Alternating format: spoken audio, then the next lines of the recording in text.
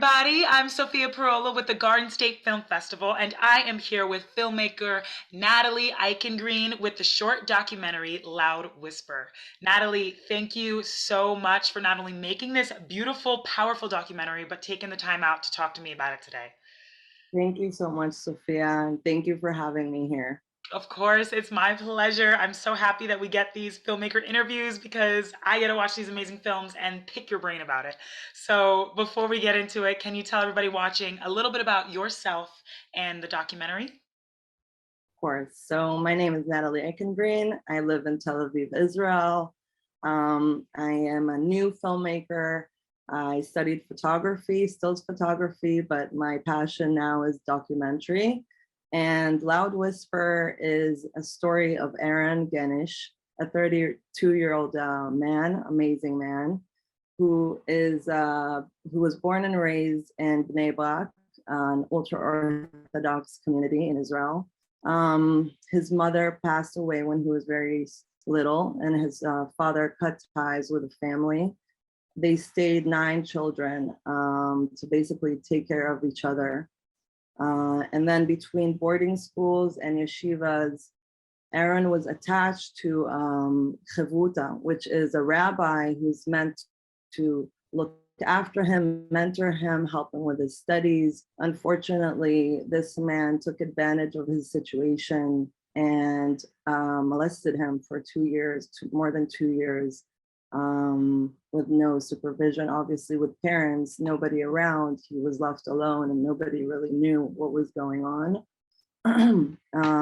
Then when Aharon got enough courage, he got out of the yeshiva, got out of the ultra-orthodox community, and came out as a homosexual man. Today, he has done an amazing process, and he is an incredible fashion designer who is basically taking upon his trauma and inspiration from the orthodox fashion world and basically healing himself through that. And he's incredible. He is incredible. You captured so much in this documentary. His story is like heartbreaking but powerful, and the fact that he makes such beautiful, creative, talented art through it is just so inspiring. So I want to thank you and Aharon, and it blows me away that you guys created this documentary and what he created through everything that happened to him. So how did you meet Aharon? How did you first hear about his story? When did you decide to make a documentary about it? So it was mid-COVID or the beginning of COVID, and I was kind of searching for subjects. I learned, I saw an article about him in the newspaper and basically contacted him. I was mesmerized by his fashion, by his story, and I contacted him, really like writing down every sentence I wanted to tell him on the phone. I was really nervous, and he was super open. And we met a few days later. It was an amazing meeting. It was the start of research about his life. And basically we got an amazing intimate connection in that meeting. And we started the process and started writing a script. And yeah, that's how that began.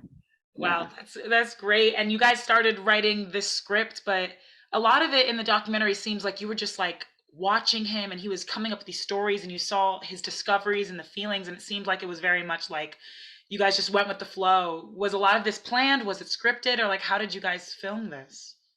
So some things were planned as to, I'm gonna come shoot you in a day, you're not doing anything and we're just gonna talk and see what comes out of it. And we had these amazing soulful conversations where I exposed my life and he exposed his life. And it was kind of back and forth, intimate conversations. And we became very close regarding that situation. And some were things that were planned around like his mother's death day. So we had planned to go to the cemetery, and we had other things planned, but not everything, of course, came into the film. It was like a whole year of shooting. Wow. And it's a 20-minute film, so it's really hard to take out what's important, what's not important. but in the end, I think the thread of the story is really about him um, showing his fashion, showing his process, and combining the amazing childhood stories that some are very traumatic to his artwork. Right. And I love the way you guys specifically ended it too. Like he was talking about his mom, how she would love to wear his fashion, and this beautiful thing he said, like, I create art for me. And people can create art, but you have to express it. And it was just so inspiring. Did you know like the arc of this story and how the story was going to go beforehand, or was it a surprise to you? It wasn't a planned thing. Many things were supposed to happen and didn't happen because of COVID also. He was meant to show in Israel Fashion Week, and that didn't happen because of COVID.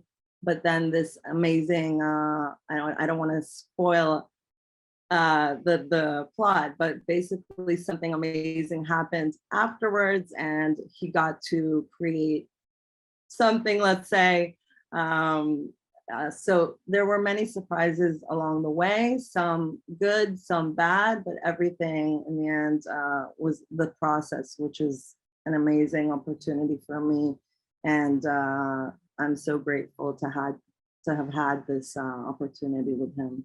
Yes. And I mean, Natalie, I think I commend you a lot too, because it must not be easy creating that space where someone can be so vulnerable and honest. So what do you think helped you kind of direct this documentary and help Aaron, express all of these honesty and all these stories that made the film what it is? Well, I think first of all, he inspired me. He was an amazing inspiration for my life. And the fact that he went through so much trauma and such a not easy path in life and all the hardships, and he grew from it and he took it as inspiration, for me was showing such an amazing character of a man and such and I've always been connected to art and fashion, and just it was an amazing experience to see him create and see his creations all the time. And I think we just bonded. I love people. I think people are so interesting and everybody has a story to tell. And I think for me and him, I don't know, we clicked. There was something there that made a relationship happen. Of course, vulnerability from both sides helped that a lot. And I tried to be as vulnerable as I could. And I think he felt it and we could trust each other in the process. So the openness was happening. So, Natalie, I know you were interested in photography and still photography. Did you film this documentary or did you have a DP? I did. I Wow. was kind of a one guy show, one Mhm. girl show. I filmed, I did sound, I directed, but I had an amazing editor and sound people, amazing, my editor, Elad Chaikovitz Davidovich.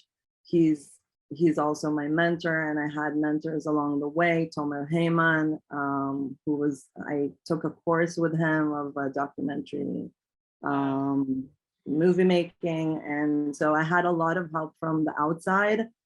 But yeah, I was in the process with Aharon.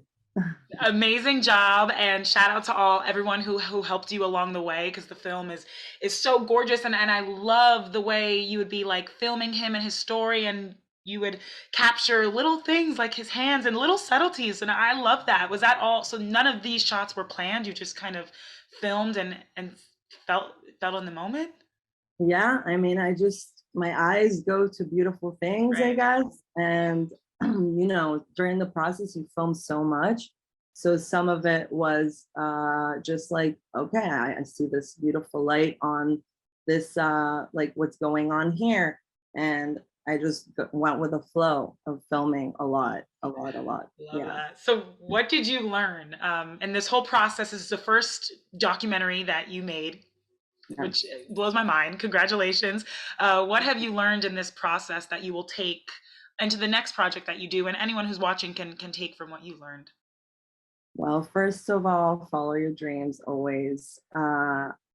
I didn't believe I could make a documentary, and it was a dream for years. And I always had fears and doubts, and I don't know how I'm going to do this. And just believe in yourself, do it, follow your guts. You can achieve anything. Just like you just have to have a camera and some hope, and just go with your flow, go with your heart. And yeah, I hope people take from his story the inspiration he is, because for me, he's a true inspiration. And I think many kids in similar conditions can also take a lot from the way he evolved into his dream. I hope so. And I love that you said I hope people can, that's what you hope people can take away from this, because I definitely did. And I hope the audiences at the Garden State Film Festival will take that away as well. I think it's so on brand that you said follow your dreams, and you follow your dream, and Aaron following his dream. And I hope everybody who watches is just inspired to follow and create their dream, because they can do it, and you did it. And I think it's beautiful. My last question for you, Natalie, which I hate to say is my last question because I love this interview. I love talking to you. But why did you submit this to the Garden State Film Festival? I saw in the film that this was originally submitted to the International LGBT Film Festival, which is so amazing. So yeah, what brought you to the Garden State Film Festival? So I've heard about the festival, and I just wanted to spread it worldwide. Obviously, this festival is such an incredible one, and the 20th year anniversary is such a big deal. I can't believe I'm in it. And yeah, I think I just want to obviously spread it in a way that many people from all types of places and all types of people can see and relate, and hopefully gain something from it. So Yes. yeah. Well, I'm very grateful that you did spread it internationally and that it is at the Garden State Film Festival. It's clear why you guys are getting to the festivals that you are, and why it's here, because it's a beautiful, powerful, inspiring film. So I want to thank you, everyone involved, and especially Aaron, for sharing his story and creating such amazing art. I mean, you guys should all be very, very proud of yourselves, because it's beautiful what you guys created. So thank you, Thank you Natalie. so much. Thank you Thank so much. you. Before we go, let me tell everyone how they can watch Loud Whisper. The greatest part is it is virtually and in person, so no matter where you are in the world, you can check Loud Whisper. Check out gsff.org for the virtual pass, where you can check out all our films. But if you want to see it in person, it will be screening in Asbury Hotel in Asbury Hall, Sunday, March 27th in the film block, 2:15 to 4:45 p.m. So definitely check it out. Natalie, thank you again. Congratulations. And I can't wait to see more of your work. Best of luck in all your endeavors. You're phenomenal. Thank you so much for having me. It was a great talk. It really was. Thank you.